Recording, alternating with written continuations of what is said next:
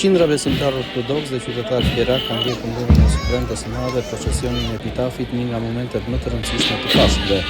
Ceremoni simbolike i kanë paraprirë timbrit e bandës frymore, ndërsa epitafi ka dalë nga katedralja e Shën Gjergjit rreth orës 19:30, i shoqëruar nga besimtarë të shumtë të gjitha moshave. Sipas traditës, procesioni ka përshkruar qendrën e qytetit të Fierit, duke përcjellë mesazhe paqe, besimi dhe shprese për të rikthyer në pas në kish mes pjesëmarrjes së qytetarëve. E premtja e madhe përfiton vdekjen e Jezusit në kryq dhe paraqit punën e këmbëve të Pashkëve, që shënohet me meshën e mesnatës dhe shpalljen e ringjalljes.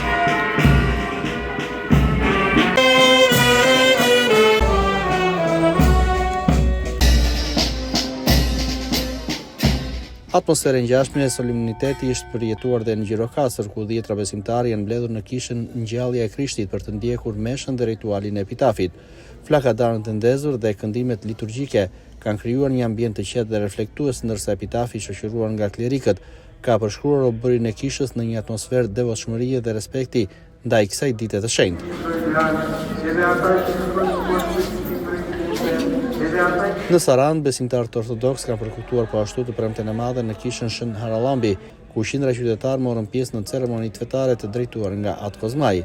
Pas përfundimit të shërbesës, epitafi dhe besimtarët kanë përshkruar bulevardin kryesor të qytetit, duke krijuar një atmosferë të veçantë për kushtimi dhe reflektimi, për të rikthyer më pas në kishë. Edhe këtu rritet fetare kanë theksuar simbolikën e sakrificës dhe shpresës që kulmon me festën e ringjalljes.